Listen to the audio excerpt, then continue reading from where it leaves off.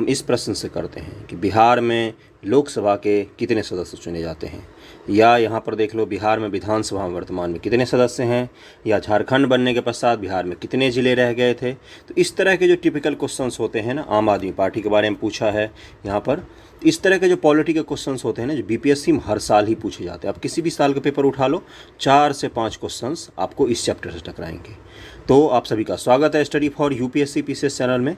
आज हम क्या पढ़ने वाले पहले ही स्पष्ट हो गया होगा। दृष्टि आईएएस का बिहार समग्र जो आता है, उससे हम लोग बिहार की पॉलिटी कंप्लीट करेंगे, जिसमें देखेंगे बिहार में कितने ज़िले हैं, कितने अनुमंडल, कितने प्रमंडल, कितने ब्लॉक, सब कुछ पढ़ेंगे आज। कितने विधानसभा, राज्यसभा, सब कुछ पढ़ेंगे। ओके। केबीसी नैनो का जो बिहार समग्र है वो ऑलरेडी कंप्लीट हो चुका है चैनल पर, उससे भी हमने पूरा बुक ही कंप्लीट किया है, उसको भी आप जाके देख सकते हैं। साथ साथ अभी में क्या सब चल रहा है करंट में चैनल पर, तो अभी चल रहा है करंट अफेयर का भी वीडियो अपलोड होता है, और डेली MCQ 100 क्वेश्चंस प्रैक्टिस करते हैं, जिसमें पॉलिटी आज कंप्लीट हो गया। प्रीवियस ईयर के क्वेश्चंस हम लोग प्रैक्टिस करते हैं बिहार समग्र, बिहार का जो पूर्वावलोकन आता है घटना चक्र का, उससे। इसके अलावा मेंस के आंसर राइटिंग का भी प्रैक्टिस चल रहा है चैनल पर। ओके, तो उसको भी आप जाके देख सकते हैं। शुरू करते हैं आज का लेक्चर। एक प्रांत के रूप में बंगाल से अलग होकर बिहार राज्य का गठन 22 मार्च 1912 ईस्वी को हुआ था। तो पहला क्वेश्चन यही बन जाता है हमारा, 22 मार्च 1912 ईस्वी। बहुत बार पूछा है इसलिए मैं बता रहा हूँ। इसका PDF आपको टेलीग्राम चैनल पर मिल जाएगा, डिस्क्रिप्शन में लिंक है, study for UPSC PCS channel नाम से, जिसमें उड़ीसा भी सम्मिलित था। जब ये अलग हुआ तो कौन सम्मिलित था इसमें? उड़ीसा। आगे चलकर 1 अप्रैल 1936 को एवं 15 नवंबर 2000 ईस्वी को झारखंड बिहार से अलग होकर नए राज्य बना। 1 अप्रैल 1936 को कौन सा अलग हुआ? उड़ीसा। उस समय उड़ीसा ही नाम था, आज ओडिशा नाम हो गया इसका। और 15 नवंबर 2000 ईस्वी को झारखंड इससे अलग होकर नया राज्य बना था। झारखंड संयुक्त बिहार का लगभग 46% भाग लेकर अलग हुआ था। 46%, बहुत बार बीपीएससी में ये क्वेश्चन पूछा है। ओके, 46% भाग तो था, लेकिन बिहार का जो खनिज संपदा था वो लगभग में 100% ही लेकर अलग हो गया। इस विभाजन के परिणाम स्वरूप अब बिहार का स्थान भारत में जनसंख्या के दृष्टि से तीसरा, जबकि क्षेत्रफल के दृष्टि से 13th रैंक पर हैं हम। बिहार में जनसंख्या के दृष्टि से तीसरे रैंक पर हैं। पहले पर कौन है? यूपी है जनसंख्या में, दूसरे पर कौन है? महाराष्ट्र है, और तीसरे पर कौन आता है? अपना बिहार। जनसंख्या में, क्षेत्रफल में 13th रैंक है हमारा पूरे देश में। राज्य व्यवस्था सुदृढ़ रूप से संचालन हेतु राज्य प्रशासन को मुख्यतः 3 भाग में बांटा गया है। राज्य की विधायिका, न्यायपालिका और राज्य की कार्यपालिका। यही तो होता है ना, लेजिस्लेटिव, एग्जीक्यूटिव और क्या होता है? जुडिशरी। यही तो होता है नमीन, तीन भाग जो बांटे गए हैं। पहले वाले पर चलते हैं कि राज्य की विधायिका। बिहार में राज्य की विधायिका को 2 भाग में बांटा गया है, विधान परिषद यानी कि राज्य का उच्च सदन, और विधानसभा यानी कि निम्न सदन। पहला है बिहार का विधान परिषद। बिहार उड़ीसा विधान परिषद का गठन भारत शासन अधिनियम 1919 के तहत, भारत शासन अधिनियम जो चेम्सफोर्ड सुधार था उसी के तहत 7 फरवरी 1921 ईस्वी को हुआ था। इसका उद्घाटन संयुक्त राज्य प्रांत के प्रथम राज्यपाल श्री सत्येंद्र प्रसाद सिन्हा ने किया था। परंतु इसके पूर्व इंडिया काउंसिल एक्ट जो 1861 का एक्ट आया था, और 1909 of government of India act 1912 के तहत विधान परिषद की स्थापना हो चुकी थी। 7 फरवरी 1921 को जब बिहार उड़ीसा विधान परिषद अस्तित्व में आई, 7 फरवरी 1921 को, तो सर वॉल्ट मोर प्रथम सभापति मनोनीत हुए थे। कौन हुए थे प्रथम सभापति? वॉल्टर मोर। 28 मार्च 1936 को बिहार के लिए अलग विधान परिषद गठित किए जाने का आदेश हुआ। वर्ष 1938 में विधान परिषद अपने वर्तमान भवन में काम करने लग गया। अभी जो उसका वर्तमान का भवन है वो 1938 ईस्वी में ही बना था। अगला पैरा पर चलते हैं कि वर्तमान में पृथक बिहार विधान परिषद है। अब उड़ीसा भी अलग हो गया है, जिसके कुल सदस्यों की संख्या कितनी है? 75 है। इसको नोट डाउन कर लेना, अगर पता है आपको तो बहुत अच्छी बात है। 75 सदस्य हैं हमारे बिहार राज्य के उच्च सदन में, विधान परिषद में। इन सदस्यों की नियुक्ति हेतु निम्न प्रावधान है। इसी से 67वीं बीपीएससी में क्वेश्चन पूछ लिया था कि निम्न में से कौन है ऐसा जो विधान परिषद में सदस्यों का चुनाव नहीं करता है, ये पूछा था। उसमें उद्योगपति उसका आंसर था। कुल सदस्य का 1/3 विधानसभा के सदस्यों द्वारा चुना जाता है। विधान परिषद के जो सदस्य होते हैं उनका 1/3 विधानसभा के सदस्य चुनते हैं। 1/3 पंजीकृत संस्थानों द्वारा, जो रजिस्टर्ड इंस्टीट्यूशंस हैं उनके द्वारा चुना जाता है। 1/12 पंजीकृत स्नातकों द्वारा, जो स्नातक जो बच्चे हैं राज्य के, वो चुनते हैं विधान परिषद के 1/12 सदस्य को। जो कम से कम 3 वर्ष पूर्व स्नातक की उपाधि पूर्ण कर चुका हो उनके द्वारा चुना जाता है। अगला क्या है, सदस्यों का 1/12 शिक्षक प्रतिनिधियों द्वारा चुना जाता है, जो कम से कम 3 वर्ष पढ़ाने का अनुभव रखता हो। 3 साल से ज़्यादा का जिन शिक्षकों का एक्सपीरियंस होगा वो लोग मिलकर 1/12 सदस्यों का चयन करते हैं विधान परिषद के लिए। सदस्यों के 1/6 भाग राज्यपाल द्वारा भी मनोनीत किया जाता है। 1/6 राज्यपाल द्वारा, जो आवश्यक रूप से निम्न क्षेत्रों में ख्याति प्राप्त करता होते हैं, जैसे कला, साहित्य, विज्ञान, समाज सेवा एवं सहकारिता में जो लोग होते हैं उनको राज्यपाल मनोनीत कर सकता है विधान परिषद के सदस्य के रूप में। नेक्स्ट क्या दिया है कि विधान परिषद में सदस्य बनने के लिए निम्न योग्यताओं का पालन करना आवश्यक है, जैसे बिहार का स्थायी निवासी हो, 30 वर्ष की आयु पूरी कर चुका हो, राज्य सरकार के अधीन किसी लाभ के पद पर न हो, पागल या दिवालिया घोषित न हो। स्मरणीय तथ्य क्या दिया है, बिहार विधान परिषद एक अस्थायी सदन है जिसमें सदस्यों का चुनाव 6 वर्ष के लिए किया जाता है। 6 वर्ष इनका कार्यकाल होता है, 6 वर्ष का। 1/3 सदस्यों को प्रत्येक 2 वर्ष बाद प्रतिस्थापित करके उसके स्थान पर नए सदस्यों का चुनाव किया जाता है। विधान परिषद की अध्यक्षता उपस्थित सदस्यों द्वारा निर्वाचित सभापति के द्वारा की जाती है। वर्तमान बिहार विधान परिषद के कार्यकारी सभापति श्री अवधेश नारायण सिंह हैं, जो कि बिहार विधान परिषद के उपसभापति पद पर भी आसीन हैं। अगला है बिहार विधानसभा। बिहार राज्य विधान मंडल में विधानसभा को निम्न सदन कहा जाता है। इसमें सदस्यों की कुल संख्या कितनी है, 243 सदस्य हैं। एक सदस्य एंग्लो इंडियन समुदाय का प्रतिनिधित्व करता है, का मनोनयन राज्यपाल द्वारा किया जाता है। एंग्लो इंडियन का किसके द्वारा किया जाता है, राज्यपाल के द्वारा। हालांकि नवंबर 2000 में बिहार राज्य पुनर्गठन अधिनियम 2000 के तहत एंग्लो इंडियन की सीट झारखंड के पास चली गई और निम्न सदन द्वारा ही राज्य के लिए आवश्यक कानून बनाने, बजट पारित करने, कार्यकाल पर अंकुश लगाने, निर्देशित करने का कार्य किया जाता है। वास्तविक शक्ति किसके पास होती है, निम्न सदन के पास ही होती है, विधानसभा के पास ही होती है। विधान परिषद को केवल निलंबनकारी सदन कहा जाता है और कुछ भी नहीं होता उसका काम। निम्न सदन की कार्यवाही सत्ता पक्ष के एवं विपक्ष के माध्यम से की जाती है। वर्तमान बिहार विधानसभा का स्पीकर श्री विजय कुमार सिन्हा हैं। अगर बदल गए हों या कोई और हों तो आप कमेंट करके जरूर बताइए। बिहार विधानसभा के अध्यक्षों की सूची, श्री राम दयालु सिंह, श्री बिंदेश्वरी प्रसाद वर्मा। सबसे पहले कौन बने थे, राम दयालु सिंह, बिंदेश्वरी प्रसाद वर्मा, डॉक्टर लक्ष्मी नारायण सुधांशु। ऊपर के 3 पढ़ लिए। अब सारे स्पीकरों का क्या नाम हमें याद करने हैं, तो नहीं, सारे के नहीं याद करने हैं। श्री विजय कुमार चौधरी बने थे 15 से 20 तक, फिर से वही बन गए, विजय कुमार सिन्हा बन गए, पहले चौधरी थे अब सिन्हा जी बन गए हैं। ये 2020 से अब तक हैं। स्वतंत्र भारत से पूर्व बिहार विधानसभा के प्रथम अध्यक्ष श्री राम दयालु सिंह, जबकि स्वतंत्र भारत में बिहार विधानसभा के प्रथम अध्यक्ष श्री बिंदेश्वरी प्रसाद वर्मा थे। यहाँ पर देख लो, स्वतंत्र भारत में पहले अध्यक्ष कौन है, 1946 से 1962 तक रहे बिंदेश्वरी प्रसाद वर्मा जी। ओके, चलिए आगे चलते हैं। स्मरणीय तथ्य क्या दिया है कि बिहार में लोकसभा हेतु 40 सीटें, राज्यसभा हेतु 16 सीटें हैं। 16 और 40, इसको जरूर याद रखना, बहुत बार पूछता है। वैसे याद भी होगा अधिकतर लोगों को। भारतीय संविधान के अनुसार बिहार में प्रथम आम चुनाव 1952 में हुआ। संविधान के हिसाब से बात हो रहा है ना, गुलाम भारत की बात नहीं हो रही है। जब भारत आज़ाद हो गया, अपना संविधान हमने बना लिया, तब पहला चुनाव कब हुआ है, 1952। विधानसभा कार्यकाल 5 वर्षों का होता है। श्री विजय कुमार सिन्हा 16वीं बार बिहार विधानसभा के अध्यक्ष हैं। 16वीं बिहार विधानसभा के अध्यक्ष हैं। 16वां अभी 16th बिहार विधानसभा चल रहा है बिहार में। सबसे कम दिन बिहार विधानसभा के अध्यक्ष श्री मोहम्मद हिदायतुल्लाह खां ही रहे हैं। सबसे कम दिन कौन रहे हैं, श्री मोहम्मद हिदायतुल्लाह खां। राज्य कार्यपालिका की बात करते हैं। कार्यपालिका जो होती है, इसमें राज्यपाल जो होते हैं ये कार्यपालिका के संवैधानिक प्रमुख होते हैं। राज्य का संवैधानिक मुखिया कौन होता है, राज्यपाल। वास्तविक मुखिया कौन होता है, मुख्यमंत्री। और मंत्रिपरिषद की सहायता से मुख्यमंत्री सरकार चलाते हैं। राज्यपाल की नियुक्ति राष्ट्रपति द्वारा की जाती है, जो सामान्यतः राष्ट्रपति के प्रसाद पर्यंत ही पद पर रहते हैं।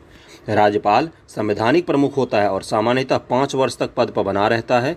5 वर्ष के बाद ही बना रह सकता है, 5 वर्ष से पहले भी हटाया जा सकता है। राज्यपाल की नियुक्ति हेतु निम्न योग्यताओं का होना आवश्यक है, जैसा कि आर्टिकल 157 के तहत दिया हुआ है कि राज्यपाल की नियुक्ति के लिए क्या क्या शर्तें हैं।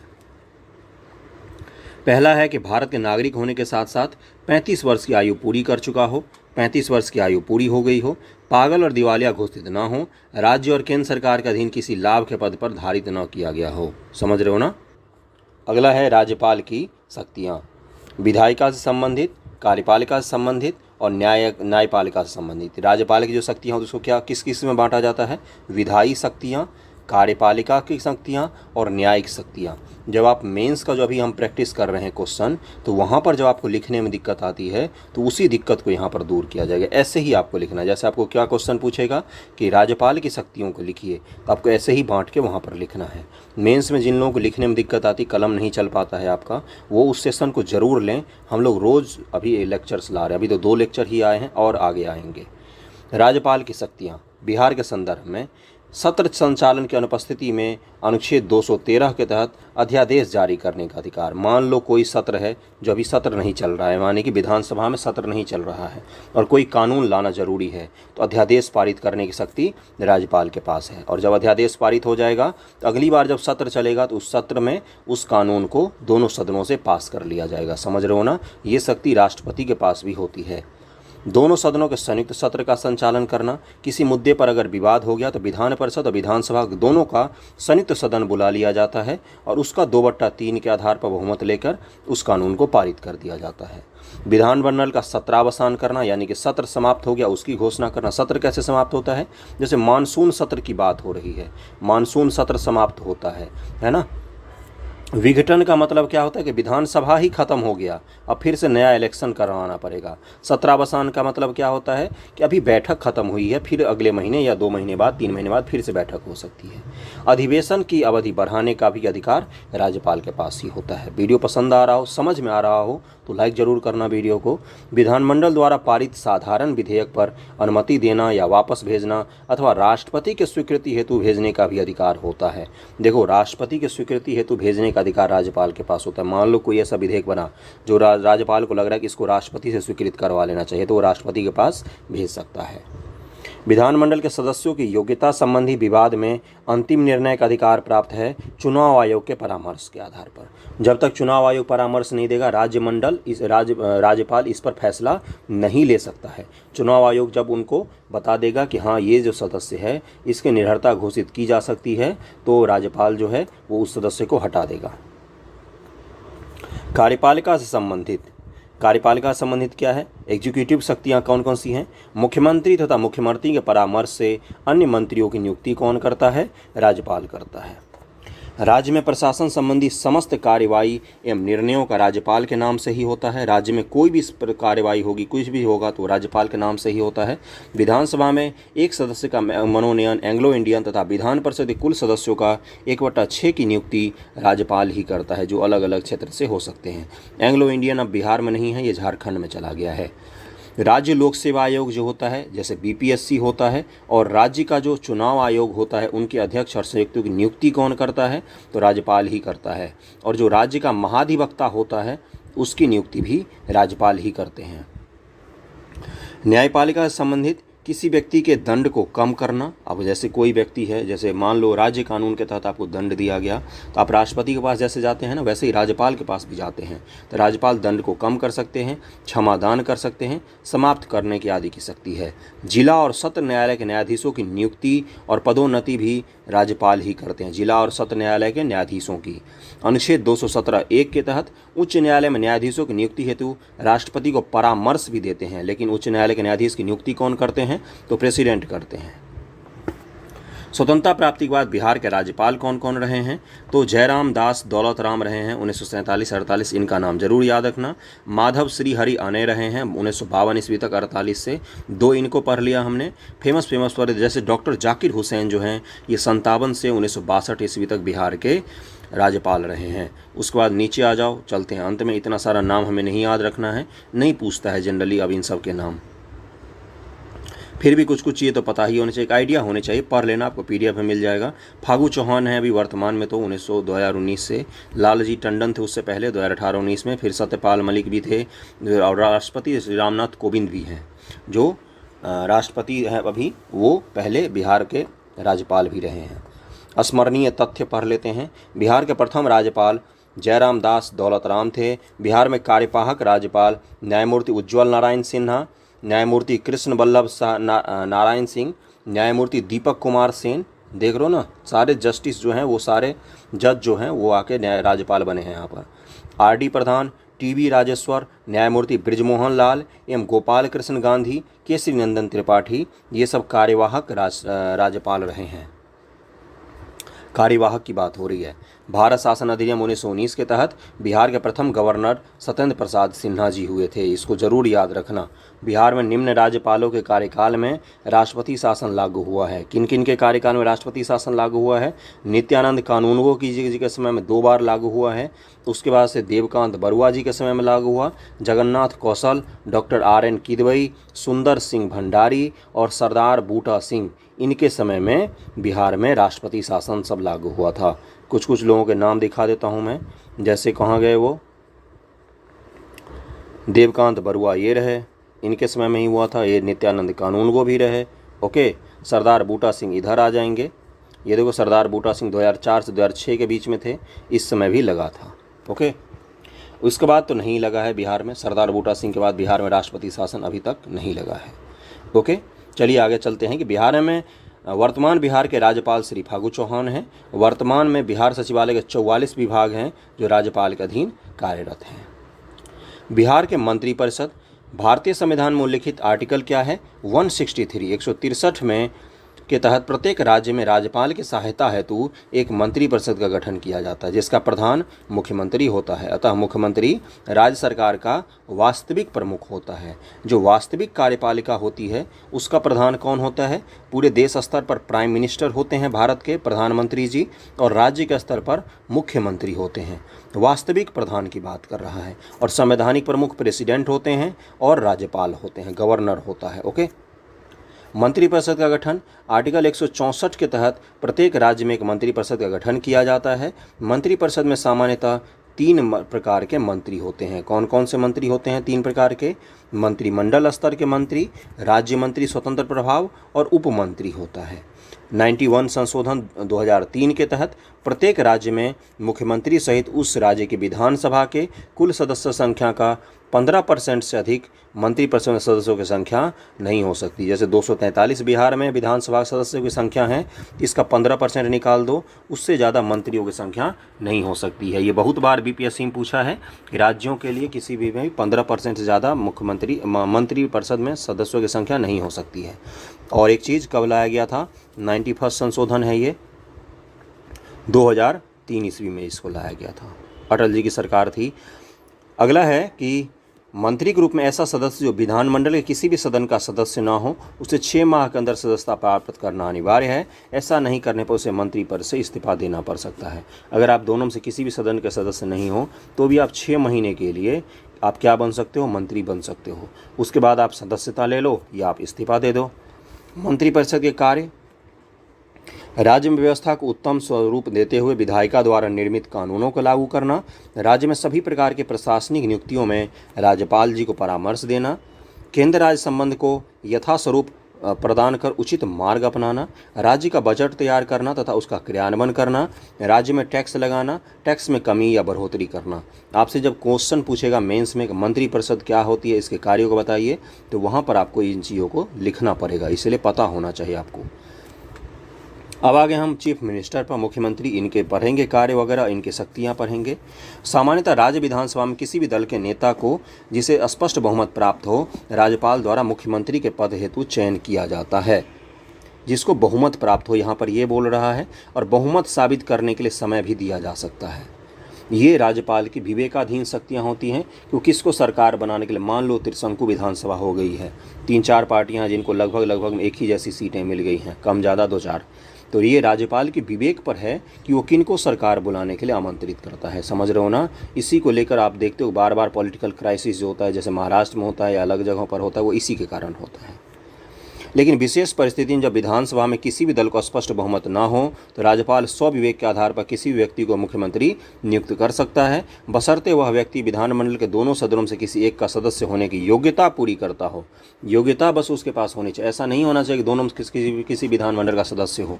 उसके पास योग्यता भी होगी तो उसको मुख्यमंत्री बना देगा राज्यपाल, और उसको क्या बोलेगा कि आपको हम 10 दिन का, 5 दिन का, 7 दिन का मोहलत देते हैं, आप अपना बहुमत साबित कर दीजिए, फ्लोर टेस्ट जिसको कहा जाता है।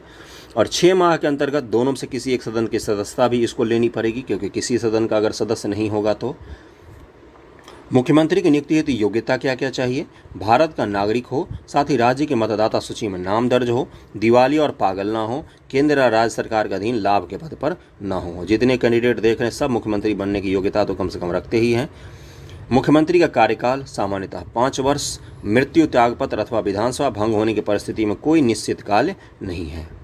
मुख्यमंत्री की शक्तियां क्या क्या हैं? शासन व्यवस्था को समुचित आधार प्रदान करने हेतु राज्यपाल को परामर्श देना, मंत्रिपरिषद मंत्रियों की नियुक्ति हेतु राज्यपाल को सिफारिश करना। किसको?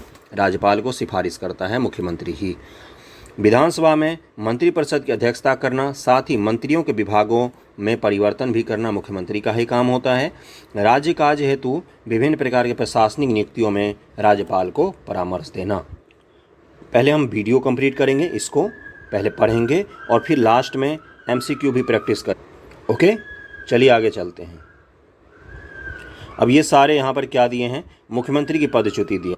विधानसभा में अल्पमत की स्थिति में, राज्य में राष्ट्रपति शासन 356 लागू होने की स्थिति में, विधानसभा में अविश्वास प्रस्ताव पारित हो जाए, तो इन सब चीज़ों के कारण मुख्यमंत्री का पद जा सकता है। ओके, यहाँ पर दिया हुआ है बिहार के मुख्यमंत्रियों की लिस्ट और उनके कार्यकाल। तो सबसे पहले कौन बने हैं? श्री कृष्ण जी गुलाम भारत में भी बने थे और आज़ाद भारत में भी 1952 तक लगभग में यही रहे हैं। फिर 1952 के बाद 1961 तक भी श्री कृष्ण सिंह जी रहे हैं मुख्यमंत्री बिहार के। दीप नारायण सिंह दूसरे बने थे, 1961 ईस्वी तक रहे ये। ओके, 1961 थे, 18/2/1961 तक ही रहे, कार्यवाहक हैं ये। विनोदानंद झा भी बने हैं, फिर 61 से 63 तक बने हैं। कृष्ण वल्लभ सहाय हैं, महामाया प्रसाद सिन्हा हैं, इसी तरह से बहुत सारे बने। विंदेशी प्रसाद मंडल हैं। उसके बाद से राष्ट्रपति शासन कब लगा था? भोला पासवान शास्त्री जी के बाद 244 दिन का 1969 तक, 68 से राष्ट्रपति शासन लग गया था। ओके, तो चलते हैं आगे। उसके बाद इन सबको छोड़कर आगे चलते हैं डायरेक्ट। और राबड़ी देवी कब बने हैं? 1999 से 2000 ईस्वी तक रही हैं। नीतीश कुमार फिर 2000 से 2000 तक ही रहे। देख लो, 3 मार्च को बने थे या 10 मार्च को इनकी सरकार गिर गई। फिर राबड़ी देवी आए, फिर राष्ट्रपति शासन लग गया, फिर नीतीश कुमार बने हैं, फिर तो नीतीश कुमार ही हैं। उसके बाद से देख लो, बीच में जीताराम मांझी को इन्होंने दिया था, फिर उनसे सत्ता छीनना पड़ा था इनको। तो अभी 2020 से अभी फिर से नीतीश कुमार ही हैं।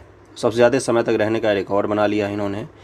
बिहार में एकमात्र महिला मुख्यमंत्री श्रीमती राबड़ी देवी हैं, जिन्होंने 3 बार मुख्यमंत्री पद को सुशोभित किया। 3 बार।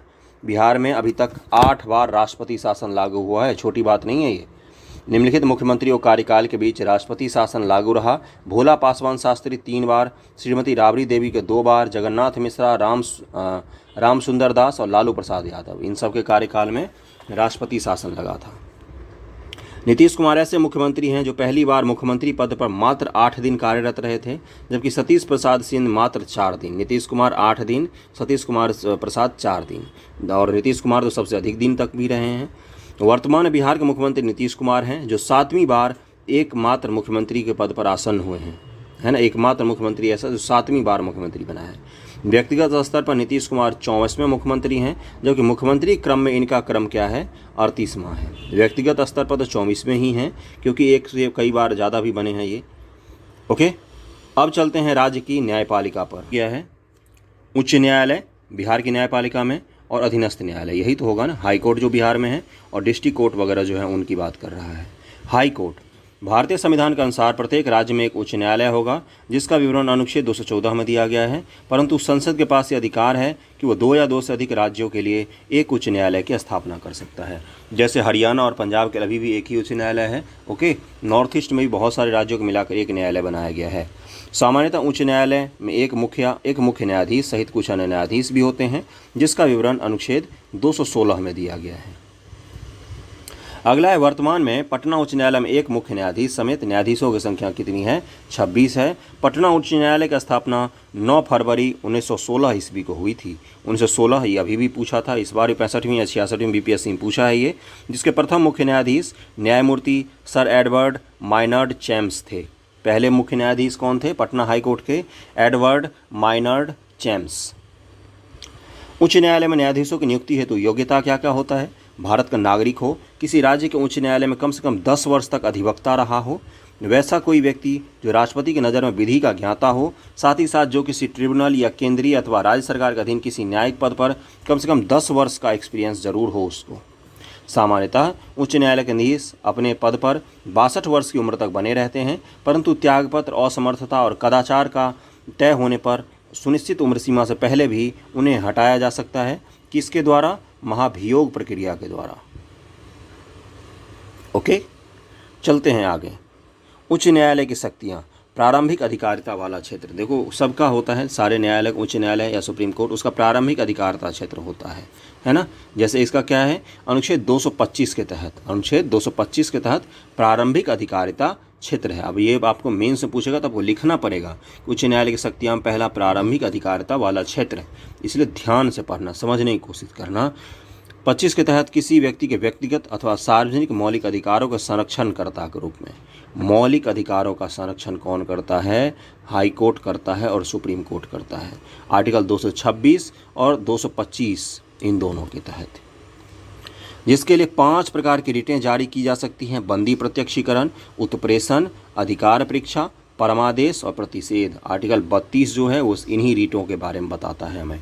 सर्वोच्च न्यायालय केवल मूल अधिकारों के संरक्षण हेतु इन रिटों को जारी करता है। सुप्रीम कोर्ट से इस मामले में यहाँ पर हाई कोर्ट की थोड़ी सी शक्ति ज़्यादा है कि सुप्रीम कोर्ट सिर्फ मूल अधिकारों के हनन पर रिट जारी कर सकता है, जबकि उच्च न्यायालय अन्य मामलों में भी रिटें जारी कर सकता है, जैसे तलाक, वसीयत, सेना विभाग, कंपनी कानून के संदर्भ में भी उच्च न्यायालय हाई कोर्ट रिट जारी कर सकता है। इन मामलों को लेकर सुप्रीम कोर्ट रिट जारी नहीं कर सकता। सुप्रीम कोर्ट सिर्फ मूल अधिकार को लेकर रिट जारी करता है, इसको रख लेना लिख के।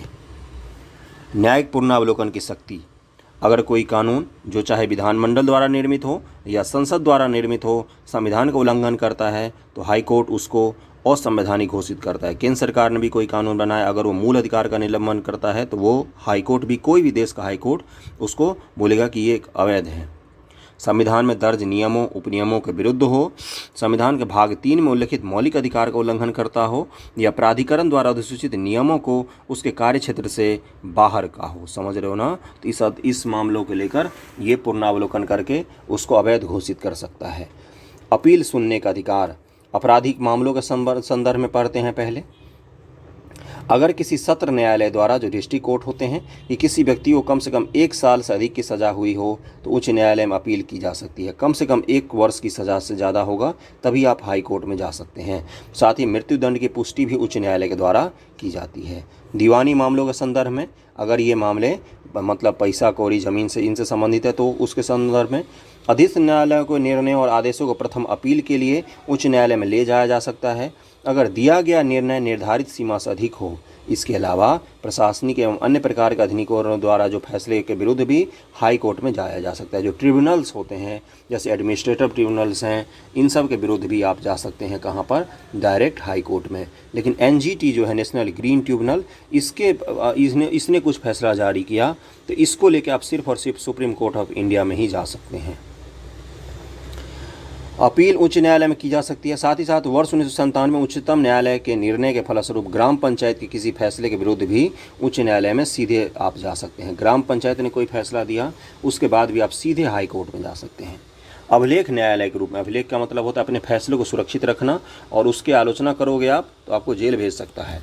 सामान्यतः उच्च न्यायालय द्वारा दिए गए फैसले अधीनस्थ न्यायालयों में साक्ष्य के रूप में रखा जाता है। बोला नहीं जाता कि हाई कोर्ट ने इस मामले पर यह फैसला दिया था। जब आप देखते होगे मूवी वगैरह में कोर्ट का सीन तो उसमें बताते हैं। जिसको कानून मानकर बिना कोई सवाल उठाए फैसला सुनाया जाता है। साथ ही इसे सिविल या आपराधिक मामलों में न्यायालय की अवमानना साबित कर आर्थिक रूप से दंड या साधारण कारावास की सजा देने का भी अधिकार है। इसके अलावा उच्च न्यायालय को अपने द्वारा दिए गए फैसले की पुनर्समीक्षा एवं उसमें सुधार करने का भी अधिकार किसके पास है? हाई कोर्ट के पास ही है। अधीनस्थ न्यायालय जो डिस्ट्रिक्ट लेवल के कोर्ट होते हैं, जिला अदालत, उनकी बात कर रहा है।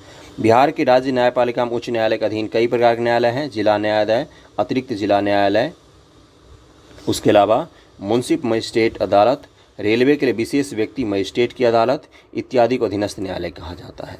सामान्यतः जिला अदालत द्वारा अन्य अधीनस्थ न्यायालय से आई अपील की सुनवाई कर निपटारा किया जाता है। जिला न्यायाधीशों की नियुक्ति राज्यपाल संबंधित उच्च न्यायालय की सलाह के आधार पर करता है। ऐसे व्यक्ति को कम से कम 7 वर्ष का अधिवक्ता का अनुभव हो या केंद्र या राज्य की न्यायिक सेवा में कार्यरत हो, तभी उसको किया जाता है। ओके। स्मरणीय तथ्य क्या दिया है कि ब्रिटिश भारत में पटना उच्च न्यायालय के प्रथम मुख्य न्यायाधीश न्यायमूर्ति सर एडवर्ड माइनर्ड जेम्स चेमियर थे, जिनका कार्यकाल 1916 से 1917 तक रहा था। स्वतंत्र भारत में पटना उच्च न्यायालय के प्रथम मुख्य न्यायाधीश न्यायमूर्ति सर क्लिफोर्ड मनमोहन अग्रवाल थे। पहले उच्च न्यायाधीश कौन थे पटना उच्च न्यायालय में स्वाधीनता के बाद? तो यही थे, मनमोहन अग्रवाल, क्लिफोर्ड मनमोहन अग्रवाल, जिनका कार्यकाल जनवरी 1948 से जनवरी 1950 तक रहा था। वर्तमान में पटना उच्च न्यायालय के मुख्य न्यायाधीश कोई बदल गए होंगे तो मुझे मत बोलना, बता देना कमेंट करके, श्री संजय करोल हैं। बिहार में सर्वप्रथम लोकायुक्त न्यायमूर्ति श्रीधर वसुदेव सोहनी बने हैं, जिनका कार्यकाल 28 मई 1971 से 1978 तक रहा था। सर्वप्रथम लोकायुक्त न्यायमूर्ति की बात कर रहा है। बिहार राज्य मानवाधिकार आयोग की स्थापना 3 जनवरी 2000 ईस्वी को हुई थी। ये बहुत बार पूछा है बीपीएससी में। स्टेट ह्यूमन राइट काउंसिल की स्थापना कब हुई थी? 2000 ईस्वी में हुई थी। इसका पुनर्गठन 2008 में किया गया, फिर से इसको स्थापित किया गया। और प्रथम अध्यक्ष इसके न्यायमूर्ति एस.एन. झा बने थे। एस.एन. झा जो राज्य का मानवाधिकार आयोग है उसके प्रथम अध्यक्ष बने थे। बिहार राज्य महिला आयोग का कार्यकाल अधिकतम 3 वर्ष का ही होता है, 3 वर्ष का होता है। इस संदर्भ में राज्य मुख्यमंत्री समय के निर्धारण को कम या बढ़ा सकती है ना। राज्य सरकार जो है वो इनके महिला आयोग के कार्यकाल को बढ़ा या घटा सकते हैं। बिहार लोक सेवा आयोग स्थापना कब हुआ है बीपीएससी का? 1949 ईस्वी में। बहुत ही सुंदर दिन पर हुआ है, अप्रैल फूल के दिन, मूर्ख दिवस के दिन बीपीएससी की स्थापना हुई 1 अप्रैल 1949 को। और इसके सदस्यों का कार्यकाल 6 वर्ष या 62 वर्ष की उम्र तक होता है। जो भी पहले आ जाएगा तब तक रहता है। प्रथम अध्यक्ष श्री राजधारी सिन्हा रहे थे। वर्तमान अध्यक्ष श्री आर.के. महाजन हैं, जो रिटायर होने वाले हैं। बहुत ही भ्रष्टाचार का आरोप लगा इनके पे। बिहार कर्मचारी चयन आयोग जो बिहार एसएससी है उसकी बात कर रहा है। 4 नवंबर 1975 को इसकी स्थापना हुई थी। वर्तमान अध्यक्ष रविंद्र कुमार हैं। इसके एक अध्यक्ष और 2 अन्य सदस्य भी होते हैं। बिहार प्रशासनिक व्यवस्था, प्रमंडलीय प्रशासन 9 है प्रमंडल बिहार में। कितने हैं? 9 प्रमंडल। यहाँ से इंपॉर्टेंट चीज़ आ गया। जिला बिहार में 38, अनुमंडल कितने हैं? 101, और प्रखंड प्रशासन ब्लॉक कितने हैं? 534। ओके। बिहार राज्य की प्रशासनिक व्यवस्था का संचालन बिहार सचिवालय के द्वारा निर्धारित किया जाता है। सेक्रेटेरिएट जो है पटना में उसके द्वारा। वर्तमान में बिहार सचिवालय में 44 विभाग होंगे। चलो इसको एक बार और पढ़ते हैं। 9 प्रमंडल, 38 जिला, 101 अनुमंडल, प्रखंड 534। राज्यपाल द्वारा इन सभी विभागों के कार्यों का संपादन, बंटवारा, क्रियान्वयन किया जाता है। इस संदर्भ प्रशासनिक व्यवस्था को निम्न श्रेणी के माध्यम से संचालित किया जाता है। कौन कौन सा है? प्रोविजनल एडमिनिस्ट्रेशन, जिसको प्रमंडल कहा जाता है, प्रमंडलीय प्रशासन। प्रोविंशियल एडमिनिस्ट्रेशन होता है, प्रोविंशियल। बिहार में 9 प्रमंडल हैं। इसको कमिश्नरी भी सामान्य भाषा में बोलते हैं। प्रमंडलीय आयुक्त के माध्यम से इन प्रमंडलों के प्रशासन का संचालन किया जाता है, प्रोविंशियल एडमिनिस्ट्रेशन। प्रमंडलीय आयुक्त मुख्य रूप से जिलाधिकारी के कार्यों का पर्यवेक्षण करने के साथ साथ न्यायालय के कार्य के पर्यवेक्षक की भूमिका में भी होते हैं। जिले की संख्या की दृष्टि से सबसे बड़े 3 प्रमंडल हैं। कौन कौन से? सबसे बड़ा 3 प्रमंडल है। तिरहुत प्रमंडल में 6 जिले आते हैं, मुंगेर प्रमंडल में 6 जिले आते हैं, पटना प्रमंडल में 6 जिले आते हैं। भागलपुर प्रमंडल में मात्र 2 ही जिले हैं। भागलपुर प्रमंडल में कितने जिले हैं? मात्र 2 ही जिले हैं। मगध प्रमंडल में 38 जिले के रूप में अरवल को जोड़ा गया है। मगध प्रमंडल के रूप में 38वां जिला के रूप में किसको जोड़ा गया है? अरवल को जोड़ा गया है। अब यहाँ पर जिलों की संख्या देखेंगे और दिमाग में मैप बनाते चलना, याद हो जाएगा। एक मैं मैप डाल दूंगा टेलीग्राम ग्रुप पर, जिसमें कलर वाइज दिखाया हुआ है प्रमंडल को, एरिया वाइज, है ना। मेरे पास है वो, मैं आपको डाल दूंगा। ऑलरेडी डाला भी हुआ है, बस उसको एक बार फिर से रीपोस्ट कर दूंगा। तिरहुत प्रमंडल। अब देखो बिहार बनाओ, बिहार बन नहीं रहा, रुक जा बनाता हूँ।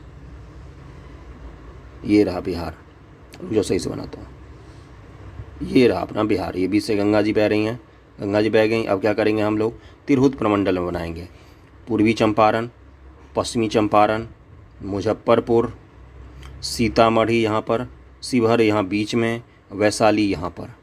तो ये जो पूरा इलाका है, यहाँ से कोना कोनी जाओगे, जैसे बिहार बनाया, गंगा जी बह रही हैं, ये वाला इलाका पूरा एक बार तिरहुत प्रमंडल में आ जाता है। समझ गए?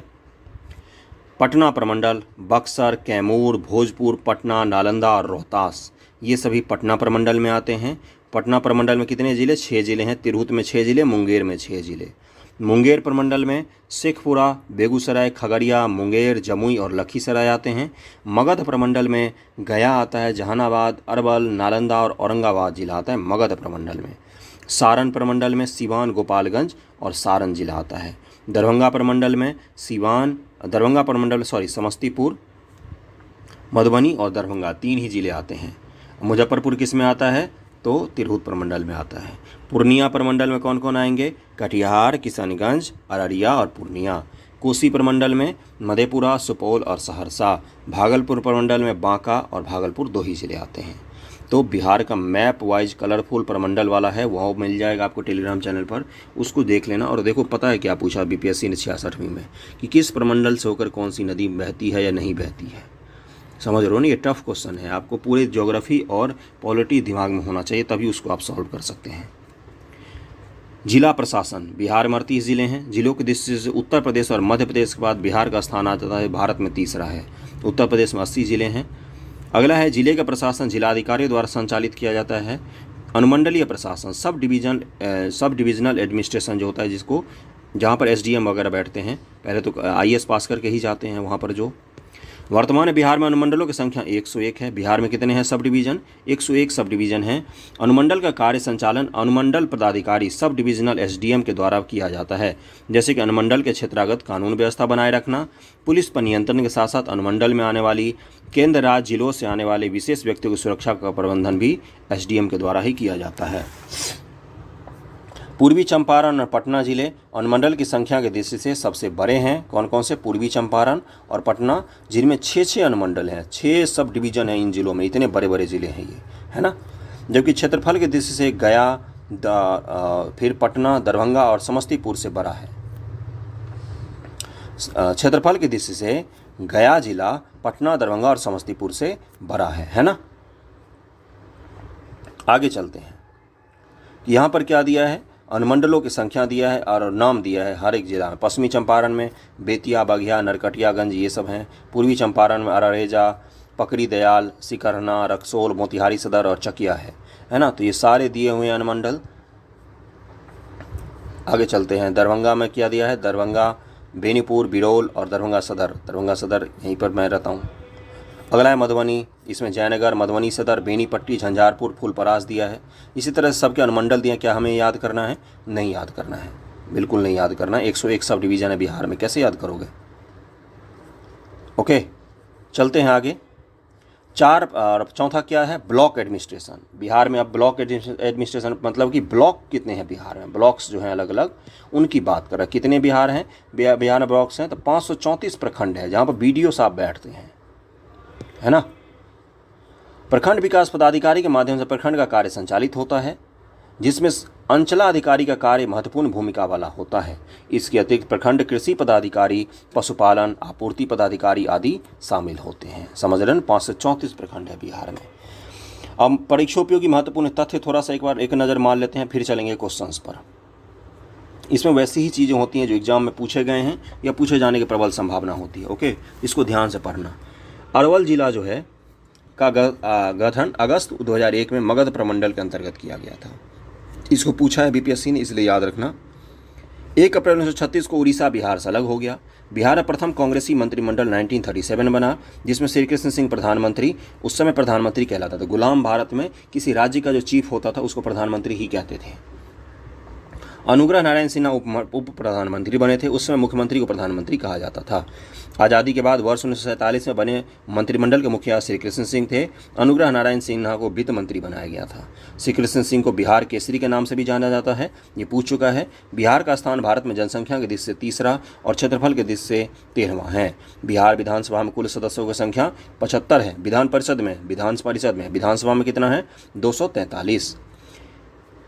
बिहार विधान परिषद हेतु सदस्यता के लिए न्यूनतम उम्र 30 वर्ष है। बिहार विधान परिषद एक अस्थायी सदन है। बिहार विधान परिषद में सदस्यों का चुनाव 6 वर्ष के लिए होता है, और विधानसभा में 5 वर्षों के लिए। बिहार विधानसभा में कुल सीटों की संख्या 243 है।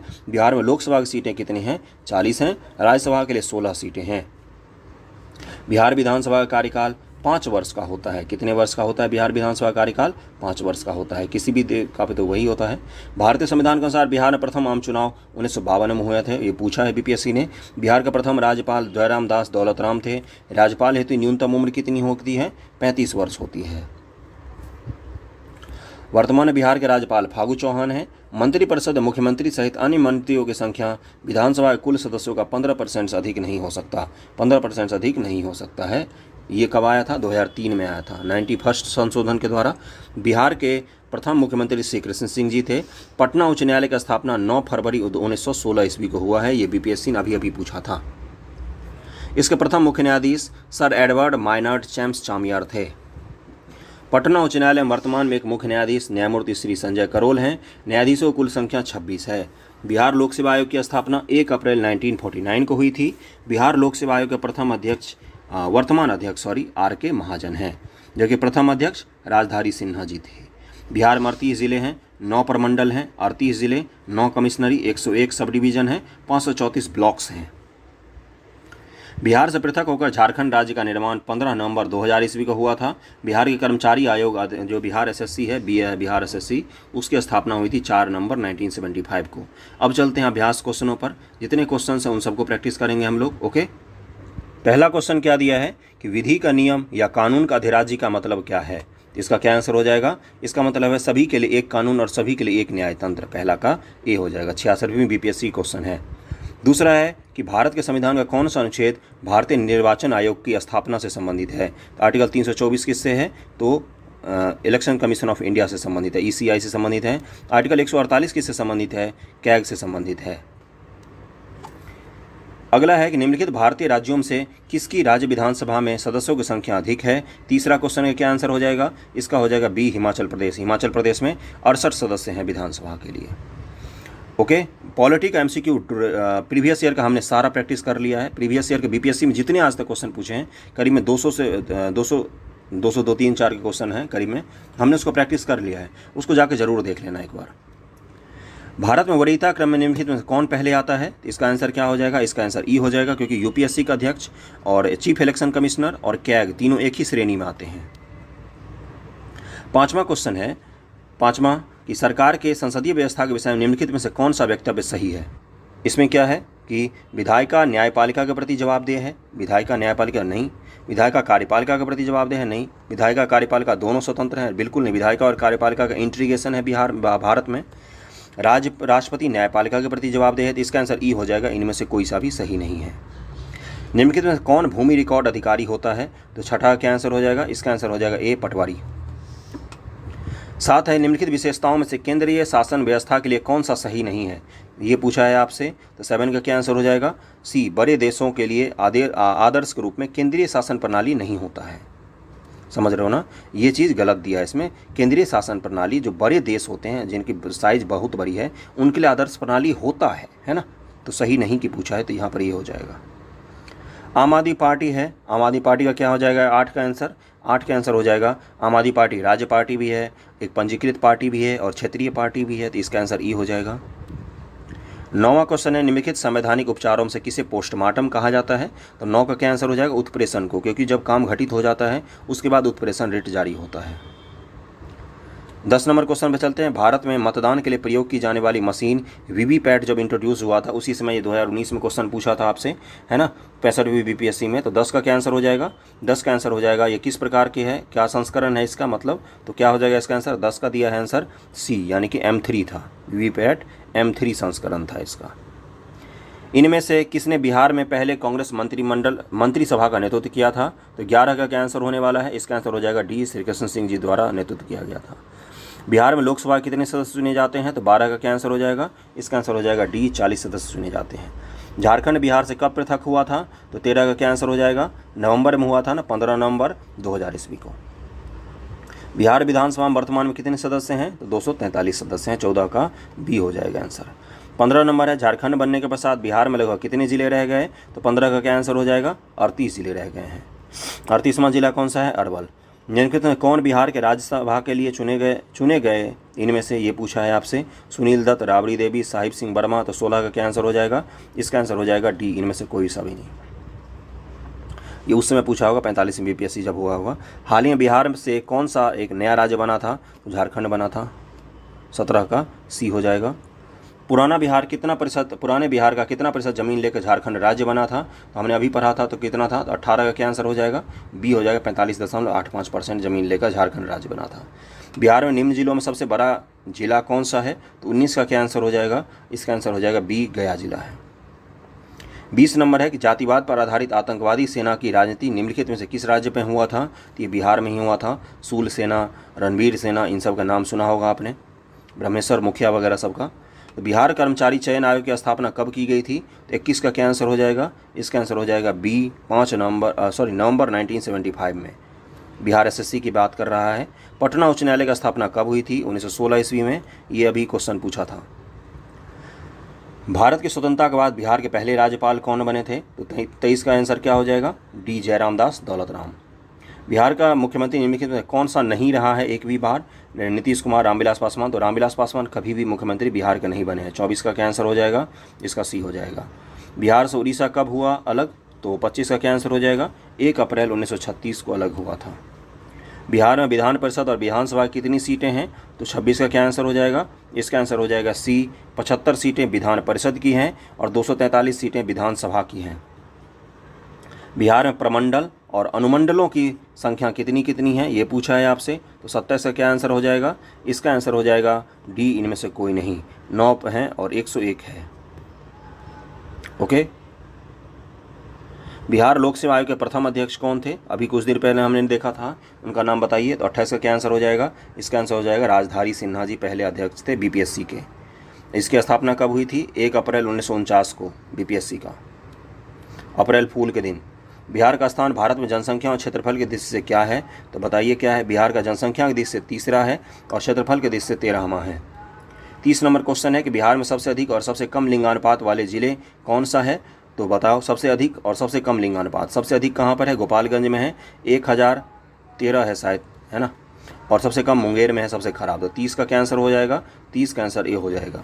लिंगानुपात देख के बताना, 2011 की जनगणना हम पढ़ चुके हैं। अरवल जिले का गठन कब हुआ था? 31 का क्या आंसर हो जाएगा? ए हो जाएगा, 2001 में हुआ था।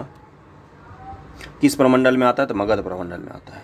भोला पासवान शास्त्री बिहार के मुख्यमंत्री रहे हैं कितनी बार? तो 32 का क्या आंसर हो जाएगा? सी, 3 बार रहे हैं। तो बिहार के पॉलिटी का वीडियो कंप्लीट कर लिया हमने, एमसीक्यू भी देख लिया उससे संबंधित 32-33। कैसा लगा वीडियो जरूर बताना कमेंट करके। ओके, नेक्स्ट वीडियो फिर से हम लेके आएंगे दृष्टि आईएएस के बिहार समग्र से। वीडियो पसंद आ रहा तो लाइक जरूर करना। Thank you so much, bye.